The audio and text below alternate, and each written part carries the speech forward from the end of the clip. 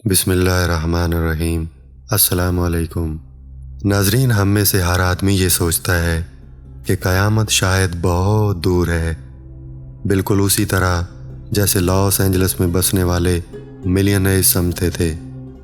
Los Angeles میں بسنے والی اس ایلیٹ کلاس نے کبھی نہیں سوچا تھا کہ ان کے یہ ملینز ڈالر کے گھر، جہاں پرندہ بھی پر نہیں مار سکتا تھا، ایک قدرتی آگ کے ہاتھوں پل بھر میں راکھ کا ڈھیر بن جائیں گے۔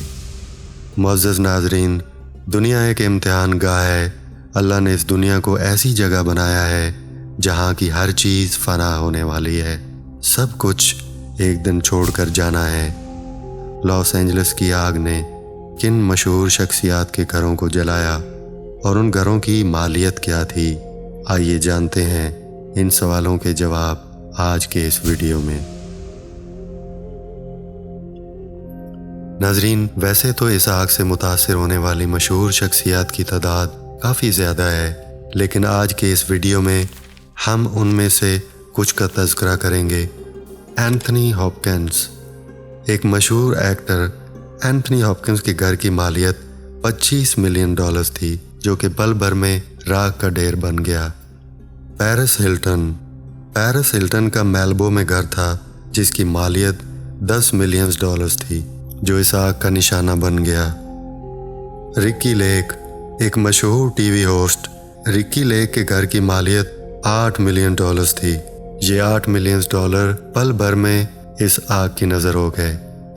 ہیڈی مونٹاج اور Spencer Pratt, reality T V کی مشہور شخصیات جن کے گھر کی مالیت $7 ملین تھی، جو پل بھر میں جل کر خاکستر ہو گیا۔ جیف بریجز، جو ہالی ووڈ کے مشہور ایکٹر ہیں، ان کے گھر کی مالیت $15 ملین تھی۔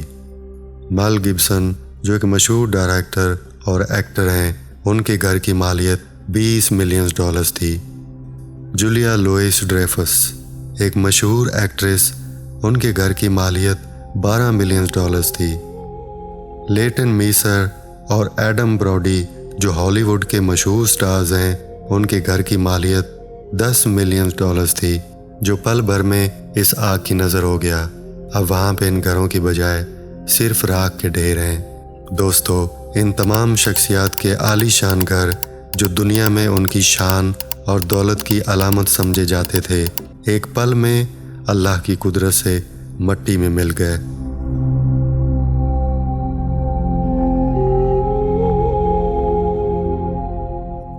حضرت آدم علیہ السلام سے لے کر جب انسان نے اس دنیا کا نظام بنانے اور چلانے والے کو بلایا، اس کی نافرمانی کی اور اپنے سے کمزور انسانوں پر ظلم ڈھایا، اس قہار نے مداخلت کی اور انسان کو اپنی موجودگی کا احساس دلایا۔ قوم نوح کو ان کے کفر، شرک اور حضرت نوح کی دعوت کو جھٹلانے کے سبب طوفان کے ذریعے ہلاک کیا گیا۔ قرآن کریم میں ذکر ہے کہ اللہ تعالیٰ نے زمین سے پانی نکالا اور آسمان سے بارش برسائی، جس سے پوری زمین پانی سے بھر گئی۔ اس وقت صرف وہ لوگ بچائے گئے جو حضرت نوح کے ساتھ کشتی میں سوار ہوئے۔ اللہ تعالیٰ سورہ فرقان میں فرماتے ہیں، ہم نے نوح کی قوم کو ان کے جھٹلانے کی وجہ سے غرق کر دیا اور انہیں لوگوں کے لیے عبرت بنا دیا۔ قوم عاد، جو حضرت ہود کی قوم تھی، اپنی طاقت اور شان و شوکت پر غرور کرتی تھی اور اللہ کی نافرمانی کرتی تھی۔ اللہ تعالیٰ نے ان پر تیز اور ٹھنڈی ہوا کا عذاب نازل کیا، جو 7 راتوں اور 8 دنوں تک جاری رہا اور انہیں تباہ کر دیا۔ اللہ تعالیٰ سورہ الحاقہ میں فرماتے ہیں، اور عاد کو سخت طوفانی ہوا سے ہلاک کر دیا۔ قوم سمود حضرت صالح علیہ السلام کی قوم تھی، جو اپنے کفر اور ظلم کی وجہ سے ہلاک ہوئی۔ انہوں نے حضرت صالح کی معجزاتی اونٹنی کو قتل کر دیا اور عذاب کے طلبگار ہوئے۔ اللہ نے ان پر ایک زبردست چیخ نازل کی جس سے وہ ہلاک ہو گئے۔ اللہ تعالیٰ سورہ ہود میں فرماتے ہیں، پھر ان کو ایک زبردست چیخ نے اپنی لپیٹ میں لے لیا اور وہ اپنے گھروں میں اوندے پڑے رہ گئے۔ حضرت لوط علیہ السلام کی قوم بدترین فحاشی اور بے حیائی میں مبتلا تھی۔ انہوں نے حضرت لوط علیہ السلام کی باتوں کو جھٹلایا۔ اللہ نے ان پر پتھروں کی بارش برسائی اور ان کی بستیوں کو الٹ دیا۔ اللہ تعالیٰ سورہ ہود میں فرماتے ہیں، پھر جب ہمارا حکم آیا تو ہم نے اس بستی کو اوپر سے نیچے کر دیا اور ان پر پکی مٹی کے پتھر برسائے۔ فرعون جو مصر کا بادشاہ تھا، اپنی سرکشی اور حضرت موسیٰ علیہ السلام کی دعوت کو جھٹلانے کے باعث عذاب کا شکار ہوا۔ اللہ نے ان پر مختلف عذاب بھیجے، جیسے طوفان، ٹڈیاں، جوئیں، مینڈک اور خون۔ آخرکار فرعون اور اس کے لشکر کو دریائے نیل میں غرق کر دیا۔ اللہ تعالیٰ قرآن مجید میں فرماتے ہیں، اور ہم نے فرعون کو اور اس کے لشکر کو پکڑ لیا اور انہیں دریا میں غرق کر دیا، کیونکہ وہ حد سے گزر گئے تھے۔ ابراہ نے خانہ کعبہ کو گرانے کے ارادے سے ہاتھیوں کی فوج کے ساتھ مکہ پر حملہ کیا۔ اللہ تعالیٰ نے ان پر ابابیل کے ذریعے پتھر برسائے اور انہیں نیست و نابود کر دیا۔ اللہ تعالیٰ سورہ فیل میں فرماتے ہیں، کیا تم نے نہیں دیکھا کہ تمہارے رب نے ہاتھی والوں کے ساتھ کیا کیا؟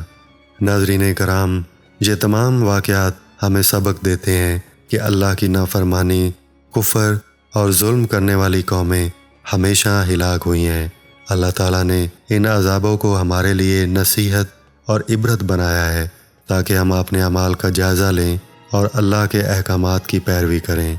اللہ تعالیٰ سورہ یوسف میں فرماتے ہیں، ہم نے ان کے واقعات میں ان لوگوں کے لیے عبرت رکھی ہے جو عقل رکھتے ہیں۔ اللہ سے دعا ہے کہ اللہ تعالیٰ ہمیں اپنے عذاب سے محفوظ رکھیں اور اپنی راہ پر چلنے کی توفیق عطا فرمائیں۔ السلام علیکم ورحمۃ اللہ وبرکاتہ۔